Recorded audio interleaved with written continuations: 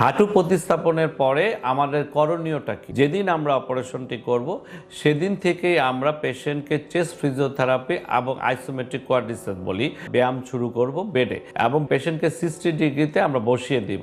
এই ব্যায়ামটি দুদিন চলবে। আমরা সেকেন্ড পিওডিতে যে তার একটা ড্রেন থাকে, একটা চেক ড্রেসিং, এবং ড্রেনটি খুলে দিব।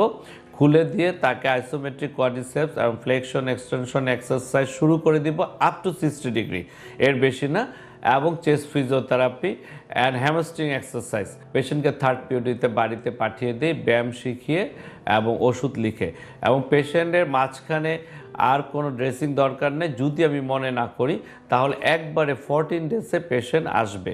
তার আগে পেশেন্টকে আমি 10th পিরিয়ডে দাঁড়া করাতে বলবো।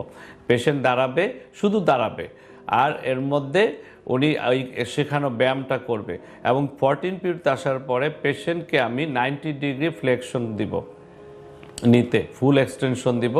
এবং এই 90 ডিগ্রি ফ্লেকশন স্টিচ আপ করার পরে 90 ডিগ্রি ফ্লেকশন দিয়ে এবং পেশেন্টের ব্যায়াম চলবে। এবং ওদিন থেকে আমি পেশেন্টকে ওয়াকিং দিব, সে হাঁটবে এবং হাঁটা শুরু করবে 14 পিওডিতে, মানে 14 দিনের দিন হাঁটা শুরু করবে। 1 মাসের জন্য পেশেন্টের একটা ওয়াকার লাগবে, তারপরে পেশেন্টের আর কিছুই লাগবে না এবং সে নর্মাল স্বাভাবিক হাঁটা চলা করবে।